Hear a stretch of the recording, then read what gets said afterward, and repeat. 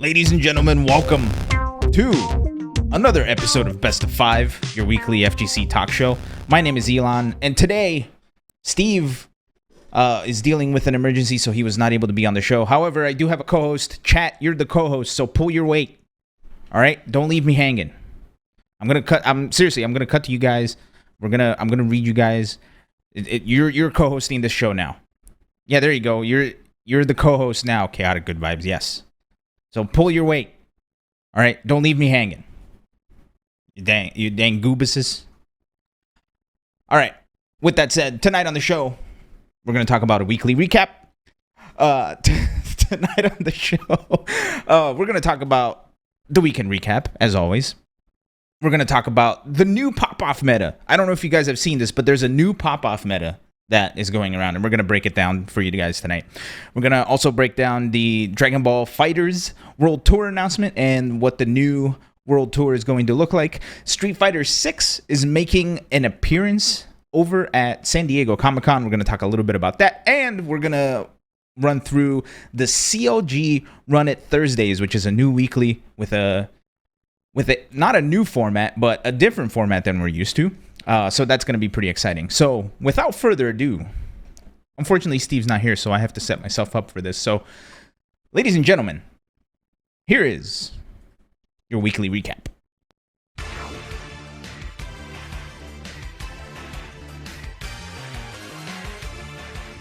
All right, first we're going to start off with Colossal 2022, the Super Smash Bros. Ultimate Smash World Tour Gold event.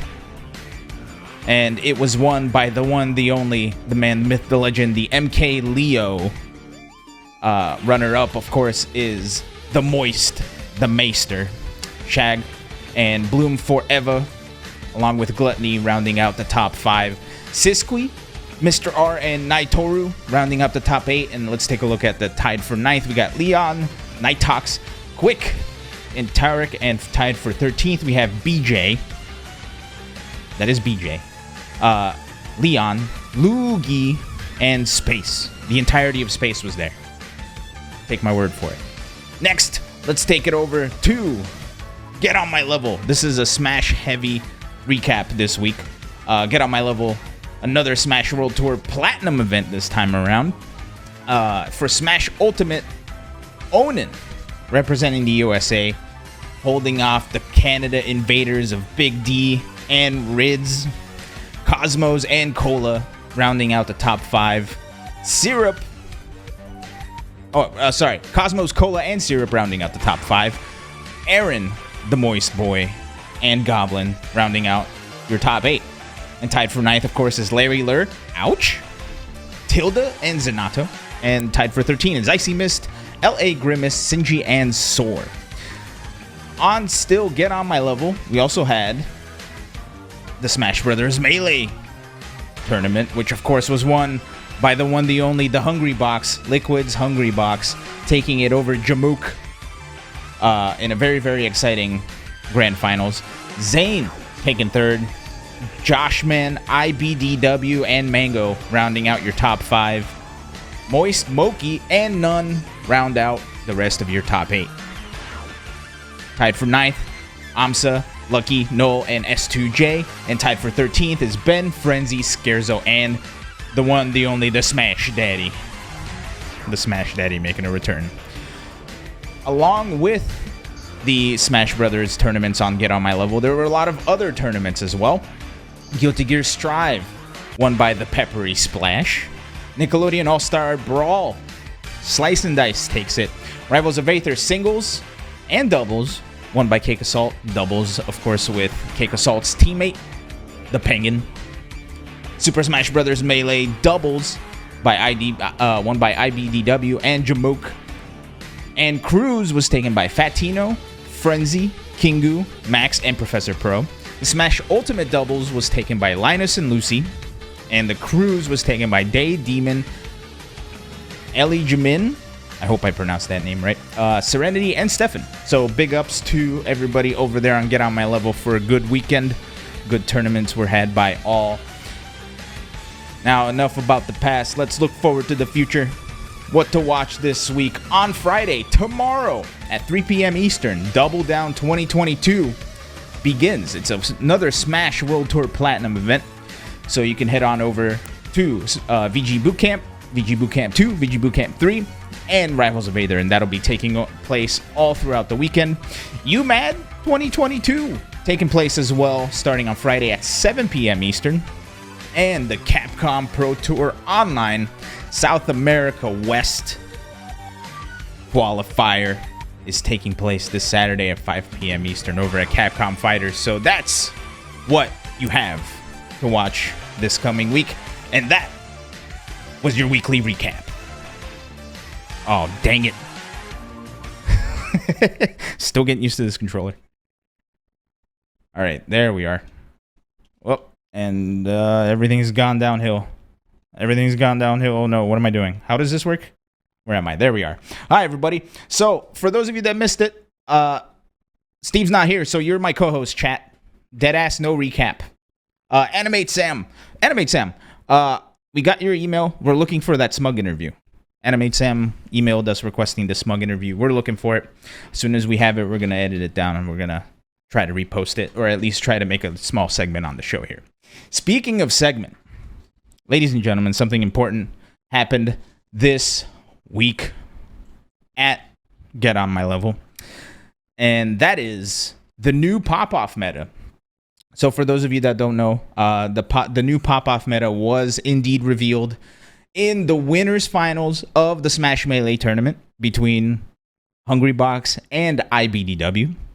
And we're going to break down this new meta, because this new meta is important. This is going to change the face of pop-offs moving forward in the FGC here. So, without further ado, let's take a look at this. There we go. Let's take a look at this pop-off. Up throw up air. Yeah, I like that he's lasering just a little bit. Wants to get that option back on the table. He's worried about just misspacing lasers even so slightly, because if he gets hit by a backer, he will be knocked off stage like what we just saw. There it is. Hungrybox takes it. Ooh, the counter pop-off. The counter pop-off. This is the new pop-off meta happening before our very eyes. The counter pop-off. The loser popping off on the winner. Then grabbing the Fupa, giving him a shoulder pat, and then trying to calm down. And of course, celebrating his loss. So that is the new pop-off meta. We're going to break this down a little bit, because there's a lot to unpack here. Now, of course, all is not as it seems on the surface level, right? Now, you guys follow me here. Let's like really take a look at this and really break it down. Let's look at it one more time. We're going to pause. We're going to point out some key moments, and we're going to really see why this is going to change the face of pop-ops moving forward in the FGC. Let's take a look one more time. Let's go ahead and skip it. There we go. So there's the loss. So by this time, the set's over, right? Hungrybox called out the recovery, bumped IBDW off. And here is IBDW was up faster than Hungrybox, so that's the big thing here.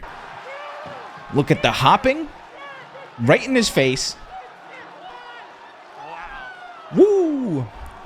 Now here's where things change. Hungrybox with the pat on the cheek. Now, of course, look, these guys are friends, right? They're very close buddies, so no bad blood anywhere here. This is all in good fun. But here's where things get interesting. Pat on the cheek. All of a sudden, he's grabbing Hungrybox's waist. What's happening here? Are they about to have an intimate moment? Look at the way IBDW is walking. IBDW is stumbling. Look at his eyes, right? Do you see his eyes? His eyes are wide as hell. Do you know what this is? Look at him. He's holding Hungrybox. He's pretending he's patting him on the back. Do you know what this is? IBDW screamed so hard at Hungrybox that he almost passed out. This is a fact. This isn't like a speculation. This is a fact. IBDW almost passed out after screaming. Look at how wobbly his legs are. He was about to pass out. No, he's literally about to pass out. This man is holding on to Hungrybox for dear life. So this isn't like a pat on the back, like, good job, you did it. This is a, oh my God, I need help.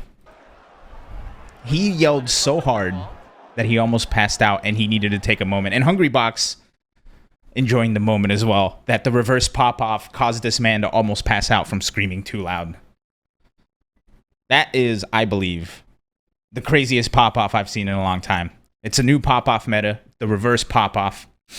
And Squidly, I feel like that's a bit of an assumption. Let's not do that, you know? Just because, like, you know, this is a reverse pop-off. These guys are friends. They probably have been doing this to each other for other tournaments. And, again, IBDW almost passing out and hanging on to Hungrybox for dear life. That is the new pop-off meta. You go so hard, you almost pass out. You heard it here first. So be on the lookout for a lot of that.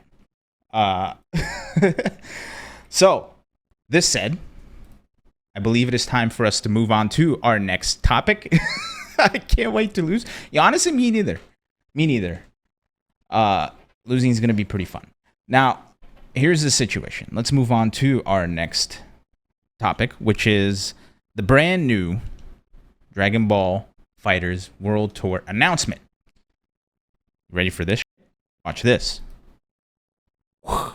We're back. We're in Dragon Ball land.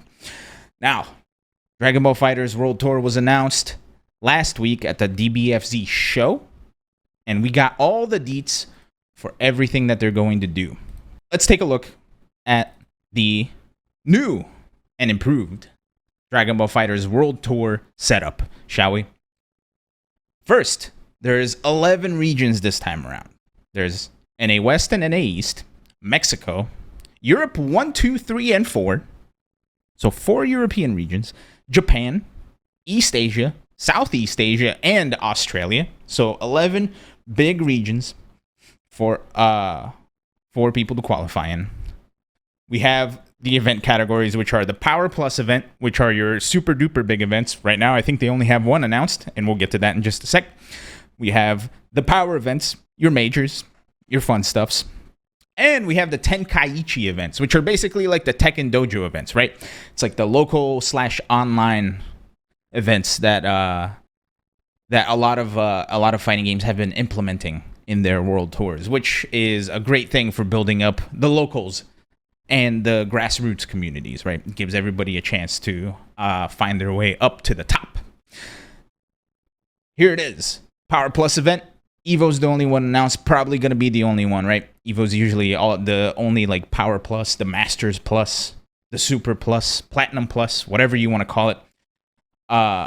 Premium events are offline, and top placements count towards the regional leaderboard ranking, and are region free, which basically means you can travel to these tournaments, and it doesn't matter where you live, you're going to be earning points. With the Tenkaichi events, these are community tournaments, both offline and online. They count for the regional leaderboard, and the points are region locked, which means if you are traveling outside of your region for one of these, you're not earning points. So don't be traveling for those. And here is the points breakdown. Of course, the Power Plus event, 550 points for first, and all the way down to 49th. Right, 49th earns yourself a little 1 point. Tied for 33rd is 5 points. And 25th and above is 10, 25, 45, 70, 100. And a top 8 starts with 100 and goes up to 50 for top 5, 220 for 4th, 300 for 3rd, and 200 for 400 for 2nd. Reading is hard. Power events are a little bit below that, almost half the points below that. 300 for first, 220 for second, 150 for third, and so on and so forth. It's about half the points from then on. And these two types of events are region free. Of course, everybody's going to travel to Evo, so no reason to region lock there. Other majors, go travel to them if you can. Go earn your points. Tenkaichi events, again, these are the dojo events, right? Like the Tekken Dojo event style, the community tournaments, both online and offline. If you have over 128 players, you're going to earn 220 points for first. So these points are getting pretty serious. They're getting pretty close to the big offline majors, right? The power events. 96 plus, you're getting 150 for first. 64 plus, you're getting 100. 48, 70, 32, 45, and if you have 16 people at your local, you're getting 25 points. And the way the points and like your final points are tallied is you have 2 results from Power/Power Plus events and 4 best results for the Tenkaichi events. And that determines your place on the leaderboard. So your top 2 finishes in the Power and Power Plus events and your top 4 finishes in Tenkaichi events. So that is how the Dragon Ball FighterZ World Tour is going to work. And region free is very nice to hear, absolutely. And the fact that there's going to be offline tournaments is cool to hear. It's still a little bit scary, right? Like there's new variants and new things happening with COVID every week. So we just have to keep an eye out on that. But as long as everybody is safe, I think we can have a good old time. Know what I'm saying? Chat. What do you guys think about this DBFZ World Tour? You guys gotta pull your weight here. What are you guys doing over there? Olsen says, seems odd to me that they don't split the U.S. into 4. Yeah, that is very true. They are splitting Europe into 4, which I think is very interesting. And I'm a little curious to see like what regions of Europe they are. I'm assuming it's probably gonna be like UK and Ireland, and then probably like mainland West, Nordic, mainland East, Middle East, maybe. Who knows? I don't think there's any details on that, and if there are details, I didn't do my research, so I apologize. And like Animate Sam was saying, region free. Go travel to tournaments. Go be merry. You still don't understand what they consider Tenkaichi events? Squidly, it's basically like your locals, your weekly locals, like where you go to local arcades, much like Tekken Dojo events or Street Fighter World Tour events, local grassroots tournaments where either local grassroots tournaments that are either online or offline, people can apply to become a Tenkaichi event at the Dragon Ball World Tour website. I think if you take a look at their Twitter, the Bandai Namco Esports Twitter, there's an application thing there. So it's basically like your locals, your regionals, anything that's not a major, right? Like the major is like the power tournaments, right? Like think your CEOs, your combo breakers, but think mostly, think of like, let's see, like something like, I was going to say Texas Showdown, but I think Texas Showdown technically counts as a major, maybe. You know, like the smaller events. Think of the smaller events there. Yeah, Olsen's saying like most of their local Tekken events or dojo events. Yeah, anybody can apply and they get accepted, and you get to earn points for your leaderboard with your weeklies, right? As long as you got 16 people plus showing out, you get some points and you can battle your way up. But yeah. Them's is Dragon Ball FighterZ. It's really interesting seeing this kind of announcement come out, especially because I feel like what I've been seeing from the sentiment of the new patch for Dragon Ball FighterZ is a little bit it feels like a lot of people were not really enjoying what the new Dragon Ball FighterZ plays like. Especially with some of the changes. Oddly enough, I haven't seen anybody talk about Lab Code 21, so maybe they did their job with nerfing that character. But you know, there's been a lot of like really, really big changes to gameplay. I've seen a lot of crazy new combos, crazy new routes, lots of crazy stuff, like touches of deaths and all that other fun stuff. So we'll see what happens with Dragon Ball FighterZ. I believe their first event is at Evo, if not something else. But I'm pretty sure their first event is over at Evo, so we'll get to see the new Dragon Ball FighterZ in the main stage at Evo, see where they are in the great grand scheme of things as far as how players are working their way through the new patch. Same thing with, it's the same thing with Guilty Gear. I'm super curious to see how Guilty Gear is doing. Mostly because every time I've played since the patch, I've been kind of annoyed with a couple of things, but maybe that's just me. Who knows? Who knows? Oh, the Burst League. Everybody remembers the Burst League. Ripping pepperonis to the Burst League. Chat, anybody else got anything about Dragon Ball FighterZ before we move on?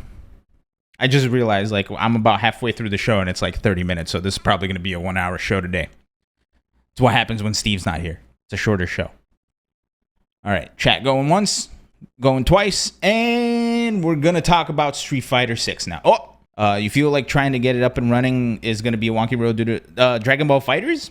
Well, they've had a bunch of world tours at this point, right? And especially now that they get their offline events, I think with the groundwork that they have, and especially because they have case studies with doing the local events, like the dojo events for Tekken, I think they'll be all right. You know, we'll see. Big event, first big event is at Evo, if I'm not mistaken, so keep your eyes peeled. All right. It's time, ladies and gents. Shall we talk about Street Fighter 6? Everybody wants to talk about Street Fighter 6. Watch this shit. You ready? You ready? Ready for this? You're not ready for this. Bam! We're in Metro City now. Speaking of Metro City, let's go ahead and talk about Street Fighter 6. Street Fighter 6, the Street Fighter account announced that Street Fighter 6 is going to make an appearance at San Diego Comic-Con. This is important. After the big reveals that we got in May and early in June, we got the big gameplay stuff with some content creators, and they announced, if I'm not mistaken, I think they announced this today, that they will be at San Diego Comic-Con at booth number 215, and it's going to be the first public hands-on demo in North America.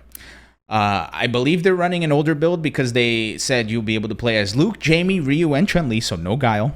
And you're just going to be able to play versus either with a computer or with somebody else. But here's the interesting thing. Here's the interesting thing about this announcement is all of the stuff around this announcement. And they mentioned that there's going to be a Metro City booth. So they're putting in the work. It's going to be a like a corner of Metro City inside of San Diego Comic-Con. There's going to be digital and physical graffiti art being made on location. So you get to go watch some people do some dope-ass stuff, and you get to play some Street Fighter. And you get to try out the new game. Again, this is probably going to be an older build, so we'll see what happens there. I'm sure we're going to get a lot of cool footage. A lot of people over there on the West Coast are probably going to be filming a lot of stuff, trying some cool stuff. I'm excited to see what people come up with as far as more people getting hands on the game, especially because it feels like this game is so far away. It's coming out in probably February of 2023, so it feels like it's forever and ever away. So more information to tide us over is never a bad thing. One other thing that is very interesting that they announced is that there will be, indeed, a Street Fighter 6 panel. Now, they were very forthcoming about the announcement, and what they said is the Street Fighter 6 panel is going to give you an insight into how Street Fighter 6 is being developed. There will be trivia for some knockout prizes, and that's it. Right, so I think they're putting that out there just to quash any hopes of any new character reveals or anything like that. I think they're just going to go into the game, how they're making the game, what we should expect from the game, and that's it. As far as when and where the panel is, that information is going to be coming very soon. But that is the very, very exciting thing. More Street Fighter 6 is never a bad thing. Not everyone, if you feel like they should stream the test footage. So here's the thing. I feel like there are going to be a lot of people. So one person I can already imagine going is Stupendous. Stupendous is I think a SoCal player, SoCal Geef player. I can only assume that people like him are going to be making their way over to San Diego Comic-Con. And they do a lot of IRL streams. They have a really cool like old Osmo setup that they bring around the tournaments. So I can only imagine that people will be streaming a lot of stuff from the event itself, especially because it's a public event, right? Like they said, it's the first in-person public hands-on demo in North America. So Going to be a big old deal. Mean Scene says Capcom revealed Ken at the 2015 San Diego Comic-Con panel. Maybe they'll do a review. I don't know. The way I'm actually gonna pull up the release info that they posted, just so I am not talking out of my butt. Here's what they said. A developer panel will be taking place where members of the development team will be delivering a deep dive into the revealed characters and provide more insight into how Street Fighter 6 is being developed. We'll also be hosting trivia during this panel where you can win some knockout prizes. Stay tuned for more information on the date and time of this panel. Now, there is one thing to be gleaned from this too. And this is something that we should have gleaned from when they did their past event with influencers where, a bunch of people got their hands on the game. Not me. And it's the fact that the producers and the director of Street Fighter 6 are going out and about in public, right? Like I think I saw an interview with both Lord Matsumoto and the other guy, the director guy, whose name I currently am forgetting, and I feel like a jerk for. They did a full interview with IGN where they talked about how the development process is going, how things are happening, right? And it felt very foreign coming from Capcom, right? Especially because back in the day, think Street Fighter 4, Street Fighter 5, nobody was able to talk about anything, right? It felt like a very closed box. It felt like there was no information coming in or out. It was just like whatever they were going to release, it got released, and that was it. Along with this, I don't know if you guys remember Bizarro Mike. Bizarro Mike used to be the esports director over at Capcom. I believe that was his title. I could be wrong about that. However, he shared my sentiment in that, and, Bizarro Mike was in the trenches over at Capcom, and according to him, even the workers weren't able to talk to the producers and the directors of the games, right? Like that to me is such a crazy decision. Even the people who are working in your offices, the people who are working for your games are not able to talk to the people who are making the game.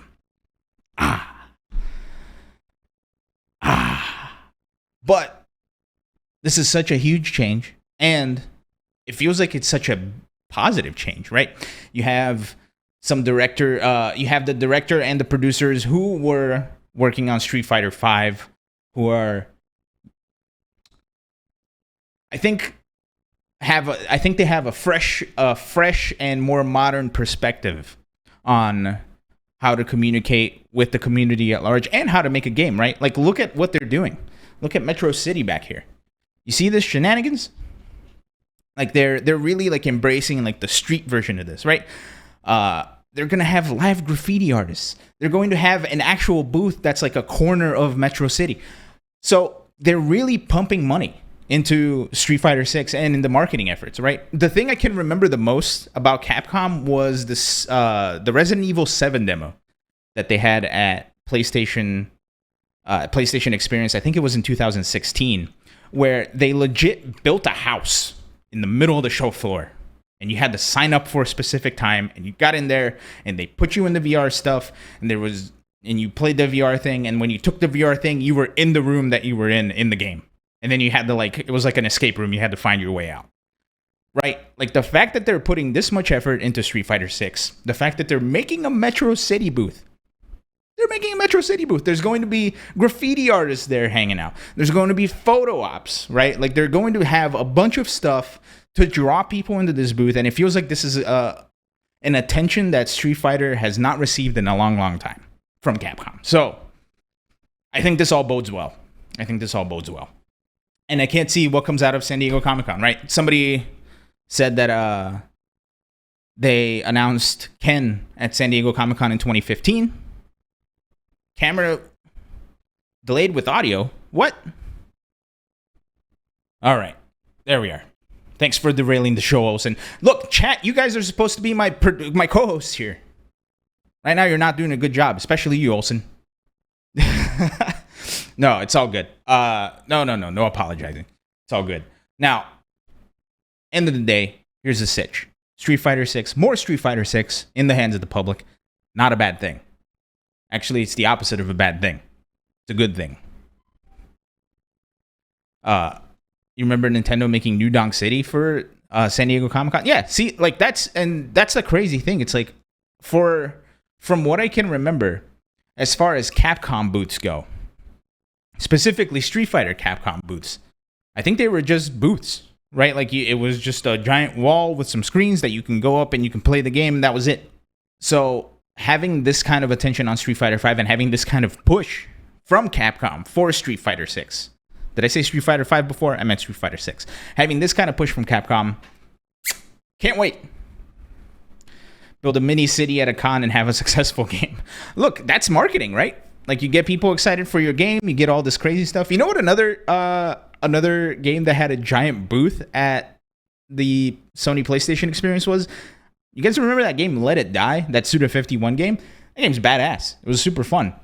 They had this crazy ass setup where it was like the subway, and like they had a bunch of actors like literally just sitting there, like with like gas masks on, like they do in the game, where they're just sitting on the subway, and they had like the airport lady to take pictures with. It was super weird, but then you got to go inside, and it was exactly like in the game. It was super cool.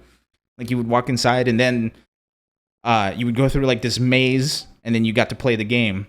And then when you played the game, like you were in the actual maze that you just walked through. It was crazy. Capcom also had a cool Resident Evil 2 remake booth. See, yeah, and that game did well. So I think Capcom putting some weight behind Street Fighter 6 is not a bad thing. And the fact that they're making this much of an effort, I think bodes well for how they're going to hopefully support the game when it comes out. And again, I think they're doing this because I think finally Capcom is trying to like cater to not just the FGC, right? I think Capcom is really trying to cater to the community at large, right? Like the gamers at large, not just the competitive fighting gamers. And they're doing this with the World Tour, right? Like this, where this screenshot is from. Like the big open world thing. That's what literally anybody outside of the FGC, when they reacted to that trailer, that's what everybody was talking about. Oh, open world Street Fighter. What a cool idea. Oh, open world Street Fighter. This is going to be fun. Finally, people can get into Street Fighter. And the way to do it is to do an open world style game. Because that's what people know. That's what people play nowadays, right? Not fighting games. People play open world games. So you make an open world game that leads into a fighting game. Got yourself a hook, and some people would say you got yourself a line and a sinker too. So, and Mean Scene, you're saying you hope it teaches mechanics and brings a lot of people in. From what I've been reading and from what I've seen in that IGN interview, that's exactly the point. Is they're trying to take people through Street Fighter in an unconventional way, like tutorials. Unconventional as in like tutorials are conventional in an unconventional way, like an open world game that they're doing.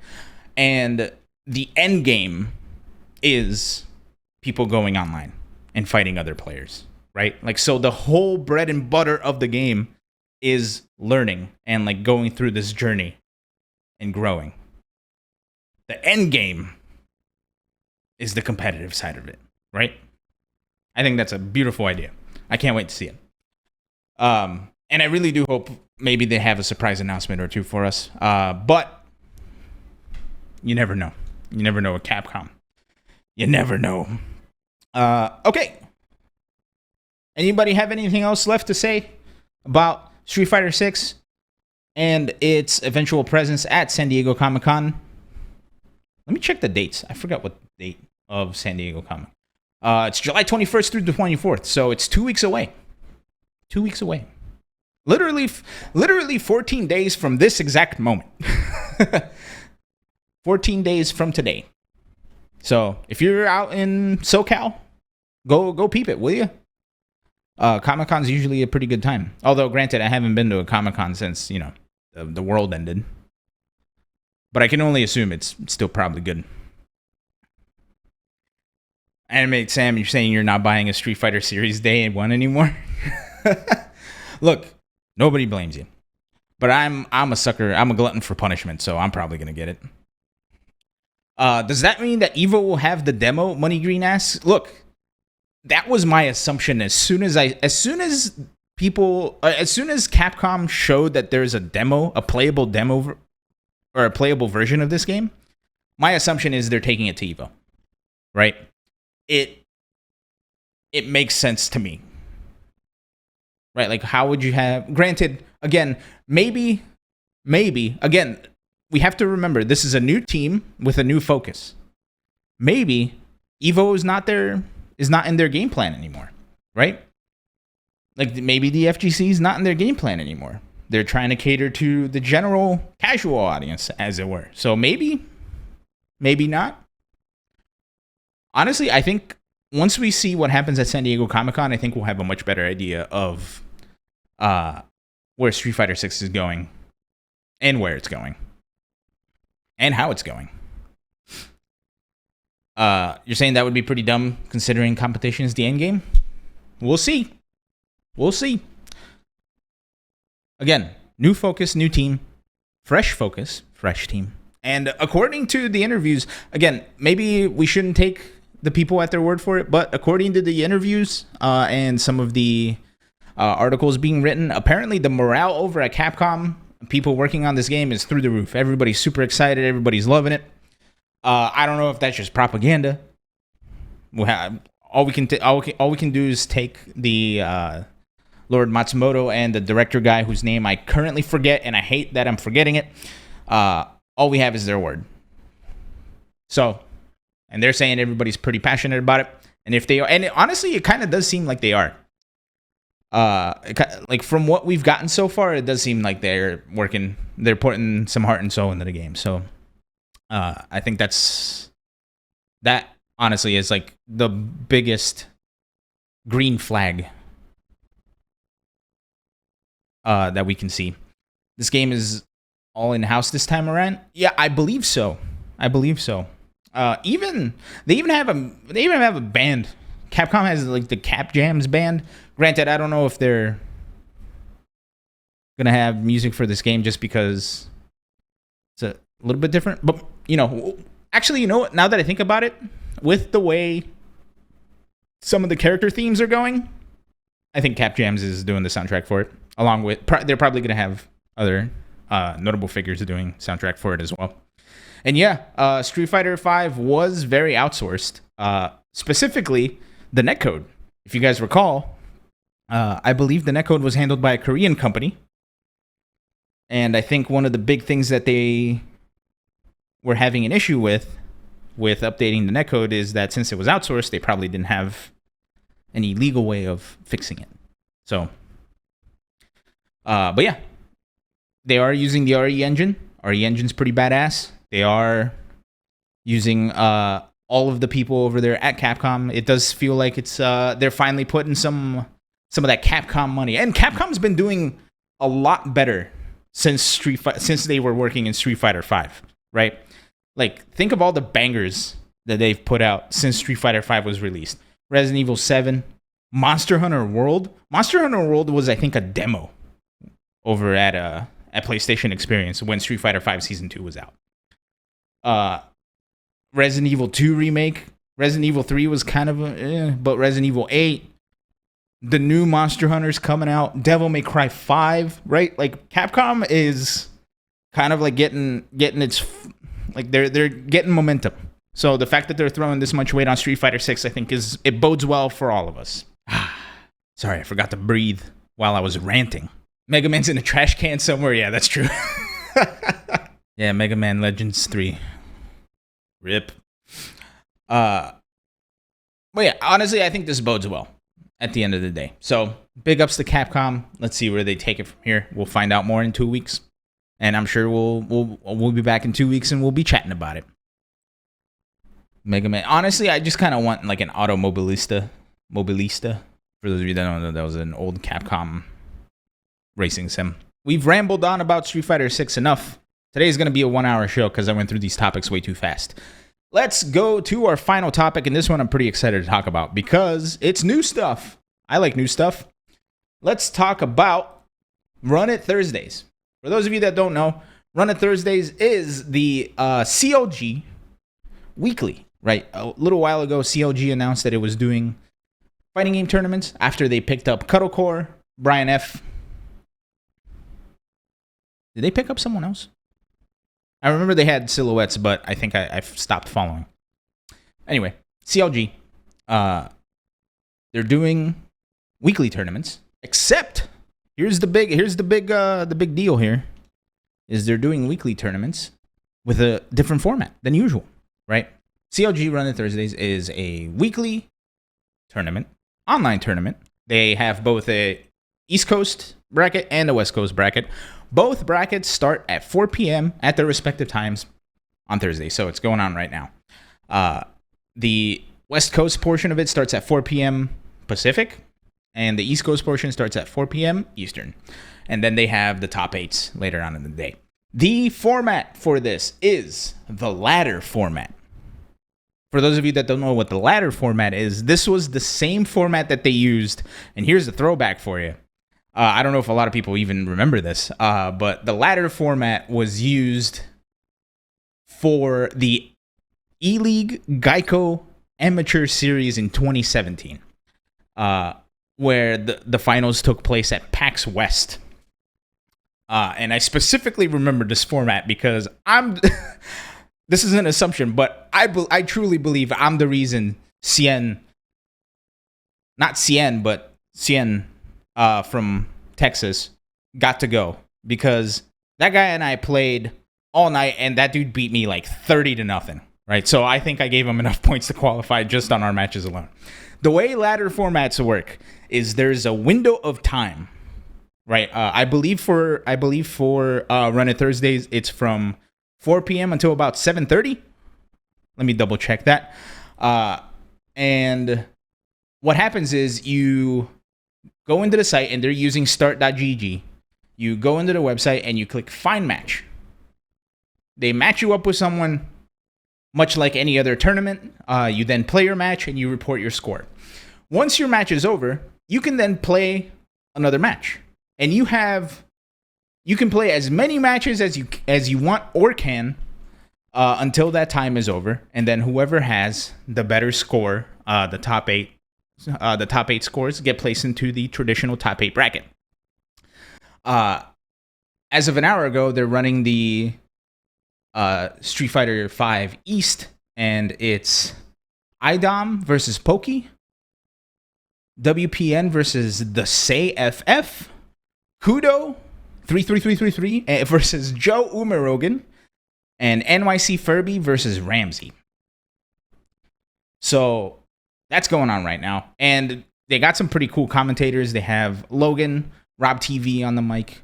You know, big ups to Rob TV over there in the Midwest. Midwest people showed me a lot of love when I was over in for Combo Breaker. So big ups to them. But yeah, that's the way the format works, is you have a limit, or you have a time limit. You play as much as you can or as much as you want. And then the top 8 players with the most points, and it's point-based in the sense that they take into account your win percentage and how many wins you have, I believe. I have to double-check. There wasn't a lot of information, but according to them, there will be... hopefully, they'll have some more information so we can get really into the nitty-gritty of it. Now, the big thing is, why is this important? Right? We've seen other groups try to do weekly format or weeklies. We've seen other attempts at trying to, like, people to either cash in or to, like, join the FGC in this way. I asked Brian F. I hit up Brian F. a little bit earlier today, and I asked for his thoughts, what he thought about it. He's participating in the tournaments right now. But here is his response, and he gave me a way more thoughtful response than I thought I was going to get. I'm going to be straightforward with you. I thought I was going to get maybe like here's why, but Brian F. like actually sat down and wrote up like a pretty cool series of thoughts. Here they are. Brian F. on Run It Thursdays. CLG is entering the saturated weekly event sphere in the FGC and is providing value by doing something a little bit different. While the standard double elimination format will always be king in the FGC, I've felt for a long time there was room for growth and needs that in the community that aren't satisfied by this format. The FGC is a lot bigger than it was 10, 15 years ago. There's many players that range across a wide level of skill levels. Not every player is currently in a position to battle for first. They continue. Many are dipping their toes into the competitive ring for the first time in a field dominated by players with years of competitive experience. This makes double elimination brackets often a hard sell. Players can go 0-2 against other competitors, leagues stronger than them, even when there are multiple competitors closer in skill level in the same bracket who aren't matched up. The ladder format, weeklies CLG's putting on, aims to solve this issue while also serving the dedicated player base. Ladder formats allow players to get as many games in as they want when they enter. So beginners to pros can get as much experience as they want as they queue for unlimited games during the ladder time window to improve their record to qualify for the final top 8 bracket. A beginner can go 0-20 if they want to get as many games/experience as they want during the weekly. And finally, a high-level pro can secure their spot with less games and a flawless record. The funnel to a final traditional top 8 bracket means we get accessibility and competition all in one bracket. The weekly online event is extremely saturated in the FGC market. CLG is trying to bring a new experience to more players to aid in growth at all levels and provide the format and pricing/community space to hang out to do so. So, very, very thoughtful and poignant words from Brian F. And he hit on a lot of the points that I was making a little bit earlier where, like I was saying, in the ladder format, you get to play as much as you want until you either feel satisfied or you run out of time. Something that Brian hit on is the accessibility, right? Because as lesser experienced players or less skilled players, you still get to play a wide breadth of different skill levels instead of just having 2 matches to try to survive, right? So the fact that people get to play as many games as they want, and I don't know if you guys saw the CLG FGC Twitter tweeted out that what was it? It was Black Chaos, I think was the player's name, was like 1-12. And they were like congratulating him for keeping on the grind. And at first I was like, man, why would you call somebody out like that? But afterwards they revealed that they hit up the player and asked for their permission to post it. So everybody was cool with everything. But yeah, it's super interesting. It's a format that we don't see a lot. Like I told you, I think the last time I've seen this format employed in the FGC was in 2017, as far as like a big tournament goes. So the fact that there's a weekly version of this where people can just get 2 to 3 hours of playtime to really grind it out and really try to get into the competitive space is a very cool, fresh, and new take on what we've been doing for a long time and has honestly been kind of stagnant. So big ups to CLG. You hate the start time. Yeah, the start time is a little bit weird, especially because it runs tandem to our show. So big no-no on that, you jerks. But at the end of the day, that's badass, right? Like, I'm so happy that, we have this new org who is taking care of our players like Brian F. and Cuddlecore, and are starting to take care of our communities. The way they're running things is they have 1 week of Street Fighter. The next week is going to be Guilty Gear Strive. The week after that's going to be Street Fighter 5, then Guilty Gear Strive. So they're alternating Guilty Gear Strive and Street Fighter 5. So big ups to the CLG folks. I can't wait to see what happens. Hey, thanks for the follow, whoever you are.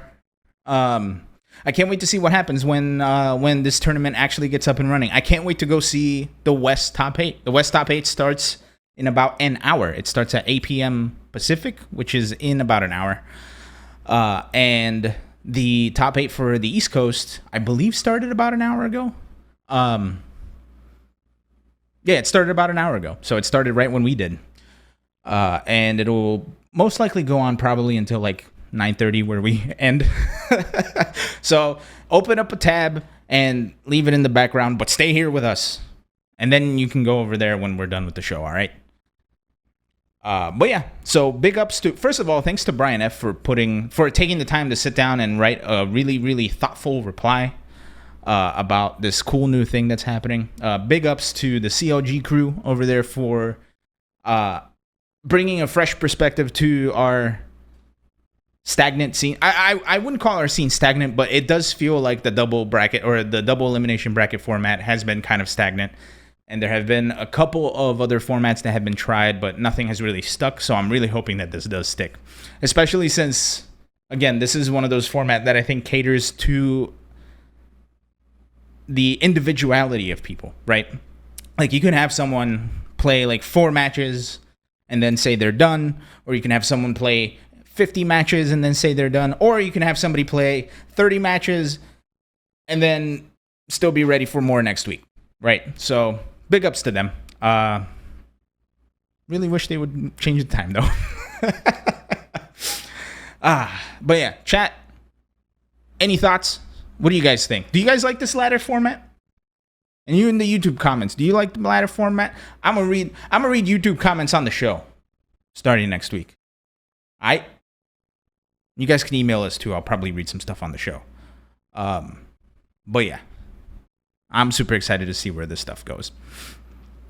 Chat's not pulling their weight. And for the, I probably should have mentioned this way earlier, but for those of you listening to the podcast, Steve was not able to be here. So I put the chat up on the screen, and they were supposed to be my co-host this evening. The Mean Scene thinks it's neat. I agree. I can't wait to see the top 8, see how it actually goes. Fat Cat says that they like the idea, but they need to see it more to actually know how they feel about it in practice.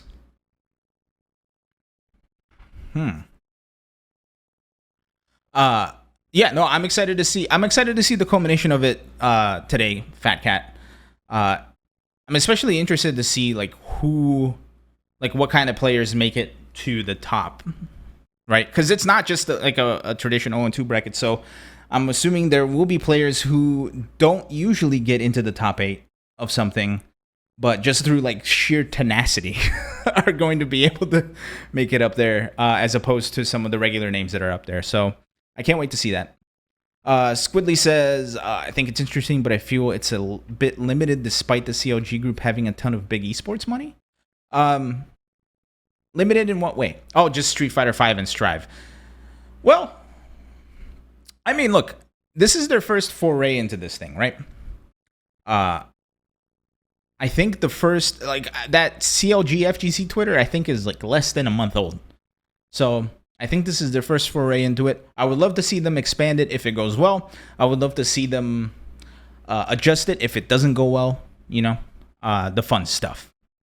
But we'll see. Again, this is one of those things where they're trying it out, and hopefully it grows from here instead of sinking. And so far, from what I've seen, it's gotten a pretty good reception in the sense of people actually signing up to play.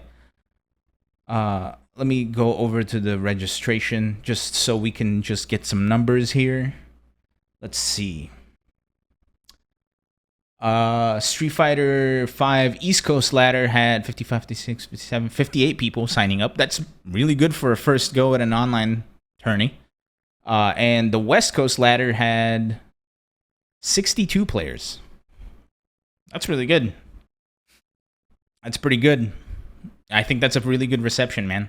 And, you had people like MenRD, IDOM, Lord Sabin, NYC Furby, Lord Arturo. Let me see who made top 8 again. I know I just read it off not too long ago. Where's the bracket? There it is. So, so live update, breaking news. Sitting at winners finals after beating IDOM is NYC Furby, Lord Arturo, Young Art versus Kudo. That's going to be a hell of a winners finals. Holy crap. Right now they're playing Safe versus Just Pokey. And up next after that is going to be the Winner of that versus Ilan. Yo, Arturo making it all the way over to winners finals. That's incredible. Big ups to Art. And he tested positive for COVID not too long ago, so that dude's playing handicapped at this point. Man, I guess that 480 hertz really like is the killer. The killer app. The killer, like the steroids of the FGC at this point. So big ups to them, man. Dude, yeah, I'm excited to see where that goes. With that said, I think I should probably wrap up the show so I can go watch that. I'm taking a look at the top 8. The top 8 for the West Coast is not... Yeah, Arturo did... I did see the tweets of him struggling going back to PlayStation 4. That's got to be hard, man. That's got to be hard. But the cool thing about this tournament is that it's cross-platform, right? So if you're on whether you're on PC or PS4, you can play. The Guilty Gear tournament, however, is going to be PC only, just because there's no cross-play for Guilty Gear just yet. Okay, here we go. Here's the standings right now. It's still in progress. So for those of you that want to tune into this a little bit later, we have Chris CCH up on top with 10 wins and 1 loss. Damn. Cuz Lightyear. That's a really good name. Holy crap. Cuz Lightyear. Sitting at 9 wins and 2 losses in second. Mira sitting at third, 7 and 1. Jot at 9 and 3, sitting in fourth. Lord Shine, sitting at 10 and 4, hanging out in fifth. Nephew in sixth, going 11 and 6. Twisted Rivera coming out of Houston, going 12 and 7, sitting in seventh. And Flappy with 5 and 0.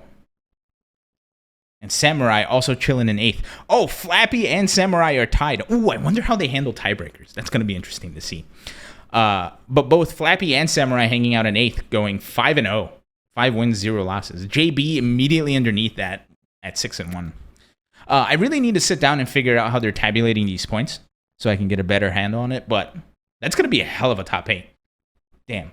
First week, and you're already getting like these kind of people in your tournaments and getting this kind of a top 8 showing. You know, I think that bodes well for this kind of tournament. So big ups to the crew over there at CLG. Can't wait to see where this goes. With that said, chat, thanks for being my co-host today. Everybody send Steve your best wishes. Steve's okay, but send him your best wishes regardless. You know, it's always good to send people your best wishes. With all this said, that's it for me. Mean Scene, thank you for co-hosting. Fat Cat, Animate Sam, Squidly, saw Olsen a little earlier, Money Green, everybody hanging out today. Thank you for being here. Appreciate y'all. Everybody up on the YouTube, everybody listening. Okay, that's it for me. I'm going to hop out. Thank you, everybody, for joining. This has been another episode of Best of 5, the 1 hour version. Well, the 1 hour and 10 minute version. And we'll be back with... Oh! Before I leave, I forgot to say this. Rumbleverse tomorrow at noon. I won't be able to show up right at noon, but you bet your ass I'll be streaming tomorrow. Right? I'm going to go beat up everybody in Rumbleverse again. So it starts tomorrow and it goes on until Sunday night. So I'm going to probably be streaming most of that. So keep a tabs on the Best of 5 Twitter. If you go to bestofvshow.com, you can see all of our social media posts or our social media links there, including a link to our new Reddit. I don't know how to use it. It's there though. For you people that know how to use it, go use it. For everybody on the YouTube, if you made it this far, thanks. Be sure to give us a thumbs up, will you? Everybody here, go to the YouTube. We're trying to get to 1,000 subscribers so we can start unlocking monetization over there on YouTube. With unlocking monetization, that means we'll be able to put more resources into making this show better. So hook us up, will you? Do us a favor. Last but not least, over on Twitter, we're almost at 1,500 followers.